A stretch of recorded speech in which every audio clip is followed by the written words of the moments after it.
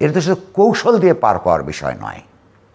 তো ফলে কিন্তু তারপরেও তাদেরকে, আপনি যে কথা বলেছেন, তাদেরকে নানান জায়গায় আমরা পাওয়ার অ্যাসার্ট করতে দেখছি, কারণ সরকার এবং সরকারের মধ্যে যারা আছেন তারা এদের তাদের হয়তো অন্তর্গত দক্ষিণপন্থী চোখের কারণে, অথবা এই উপদেষ্টা পরিষদের অধিকাংশই, সবাই নন, অধিকাংশই এই 15 বছর ধরে এই যে সংগ্রামের যে রাজনৈতিক প্রক্রিয়া, সেইখানে তাদের কোনো অংশগ্রহণ ছিল না বলে এই বিষয়গুলো এত হালকা করে দেখছেন। কিন্তু তারা বুঝতে সম্ভবত পারছেন না। যদি না পারেন, সেটা কেবলমাত্র তার রাজনৈতিক চেতনার উন্নতা দিয়ে ব্যাখ্যা করলেই হবে না, কারণ বাস্তবে যেহেতু তারা এই প্রশ্রয়টা দক্ষিণপন্থীদের দিয়ে চলেছেন, এইটার দায়িত্ব তাদের ঘাড়ে বর্তাবে। সংস্কারের কথা সরকার বলছে, এবং এটা আগের থেকেই সংস্কার এটা আমরা 2007 এটা শুনেছি, এখনও শুনছি, এবং সংস্কার তো একটা never ending process, continuous process. কিন্তু এই সরকার বলবার চেষ্টা করছে যে সংস্কারটাই তাদের আগে করতে হবে এবং এটাই তাদের মূল কাজ, এবং তার জন্যে কিছু জায়গা প্রফেসর ইউনূস আইডেন্টিফাই করেছেন, 8টি জায়গা প্রাথমিকভাবে, বলছেন সংখ্যা আরও বাড়বে, তার মধ্যে 6টা কমিশনে গঠিত হয়েছে।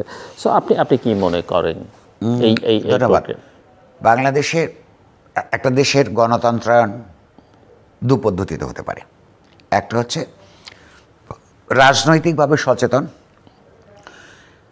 সংঘবদ্ধ, প্রভাবশালী রাজনৈতিক দলের বৈপ্লবিক কর্মকাণ্ডের মধ্য দিয়ে অগণতান্ত্রিক রাষ্ট্রপাটকে ঘুরিয়ে দিয়ে তার ভগ্নস্তূপের উপর একটা নতুন গণতান্ত্রিক রাষ্ট্রের ভিত্তি স্থাপন করা। বাংলাদেশে যে ছাত্র গণ অভ্যুত্থান সম্প্রতি সংগঠিত হয়েছে, আমরা নিজেরাই। আবার আরেকটা প্রশ্ন আছে, এটা কিন্তু অনেকেই এটাকে বিপ্লব, তৃতীয় স্বাধীনতা বলছেন, এবং প্রফেসর ইউনূসও এটাকে বিপ্লবী বলছেন। আমরা আসছি সেখানে। বাংলাদেশে যে ছাত্র গণ অভ্যুত্থান সংগঠিত হয়েছে, আমরা এতক্ষণ ধরে আলাপ করলাম যে যেই যাদের উদ্যোগী ভূমিকার কারণে এই স্বৈরাচারী সরকারের পতনের শেষ পর্ব শুরু হয়েছিল, তারা নিজেরাই নিজেদেরকে রাজনৈতিক শক্তি হিসাবেই মনে করেন না। সম্প্রতি তারা ভাবছেন রাজনৈতিক শক্তি হিসাবে আবির্ভূত হবেন। তাহলে ফলে সমাজের ভেতর দিয়ে সেই দিন পর্যন্ত 5 অগাস্ট পর্যন্ত যে কনসেনসাসটা ছিল, মানে জেনারেল কনসেনসাস, ব্রডার যে কনসেনসাস, সেটা হচ্ছে শেখ হাসিনার সরকারের পতন। এর মধ্য দিয়ে পরে কি হবে, বিভিন্ন রাজনৈতিক দলের বিভিন্ন আপনার কর্মসূচি থাকলেও এই ছাত্র গণ অভ্যুত্থানের নেতৃত্বের কাছে কিছু ছিল না, কিন্তু সেটা তাদের পতন ঘটেছে, মানুষ খুশি। নাও প্রশ্ন হচ্ছে যে এরকম যেহেতু একটি বিপ্লব সংগঠিত হয় নাই, কিন্তু একটা স্বৈরতান্ত্রিক সরকারের পতন ঘটেছে এবং সমাজের ভেতরে গণতান্ত্রিক রূপান্তরের আকাঙ্ক্ষা আছে, আকাঙ্ক্ষাটা তৈরি হয়েছে তার নিজের জীবনের, সামাজিক রাজনৈতিক জীবনের তিক্ত অভিজ্ঞতার ভেতর দিয়ে, সেইখানে সেগুলি করতে হলে তাহলে কী করতে হবে, এই গিভেন সিচুয়েশনে সেটা হচ্ছে কতগুলি সংস্কারের মধ্য দিয়ে যেতে হবে, গণতান্ত্রিক সংস্কার। এবং আপনি নিজেই বলেছেন এটা দীর্ঘ প্রক্রিয়া। সমাজ এবং রাষ্ট্রের গণতন্ত্রের জন্য এমনকি সংসারের, পরিবারেরও সংস্কার লাগে, অর্থাৎ গণতান্ত্রিক চৈতন্যের বিকাশ ঘটতে হয় সর্বব্যাপী সমাজে। সেটার জন্য যেমন স্কুল, কলেজ, বিশ্ববিদ্যালয় নানানভাবে কাজ করতে হয়, ওরিয়েন্টেশনের জন্যে রাজনৈতিক দলগুলোর ভেতরে কাজ করতে হয়। একটি রাজনৈতিক দলগুলোর মধ্যেও কোনো গণতান্ত্রিক প্রক্রিয়া নাই নেতা নির্বাচনের, সেগুলো যেমন করতে হয়, এবং রাষ্ট্রীয় যে প্রতিষ্ঠানগুলো আছে তার সিদ্ধান্ত গ্রহণের প্রক্রিয়াগুলি জনস্বার্থপরায়ণ হওয়ার কারণে গণতান্ত্রিকভাবে করবার দরকার পড়ে। অগণতান্ত্রিক আইন কানুনগুলিকে আপনার বাদ দিয়ে দিতে হয়। যদি আমরা এই ইভলিউশনারি পদ্ধতিতে যাই, তাহলে আপনি 3 দশকের কথা বলেছেন, আমার ধারণা এটা 3 দশক নয়, 300 বছরও লাগতে পারে, কারণ এটা বিবর্তনের মধ্য দিয়ে সংস্কার চলতেই থাকবে পৃথিবীতে।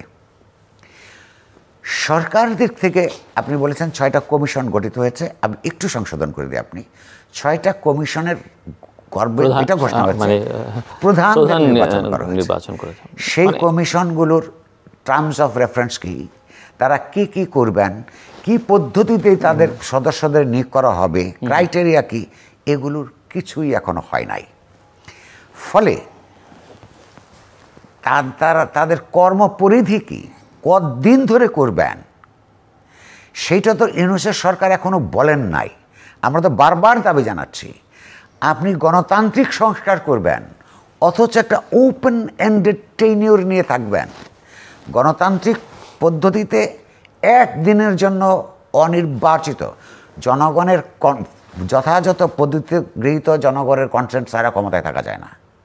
আমরা ইতিমধ্যেই আলাপ করেছি যে এক ধরনের রাজনৈতিক সামাজিক ন্যায্যতা আছে আপনাদের, কারণ হচ্ছে যেই সব শক্তিগুলি সমন্বিত প্রচেষ্টার মধ্যে স্বৈরতান্ত্রিক সরকারের পতন হয়েছে, সেই শক্তিগুলি এখনও পর্যন্ত আপনাদের সমর্থন দিয়ে যাচ্ছে। কিন্তু তাদের তো মনে করার কোনো কারণ নাই যেটা অনির্দিষ্টকালের জন্য সমর্থন দিয়ে দিতে পারবে। আমরা এই সরকার একটা বৈশিষ্ট্য খেয়াল করুন, তিনি যে সরকার, আমার ইউনূসের নেতৃত্বাধীন সরকার যে সংস্কার করবেন, কী ধরনের কাজ করবেন, কী তার বৈদেশিক নীতি হবে, এইটা কিন্তু প্রথম আমরা তার বিদেশিদের সঙ্গে বলা কথা থেকে শুনেছি। মনে থাকবার কথা, আপনার বাংলাদেশেও বলেন নাই, বাংলাদেশি মিডিয়াকেও বলেন নাই।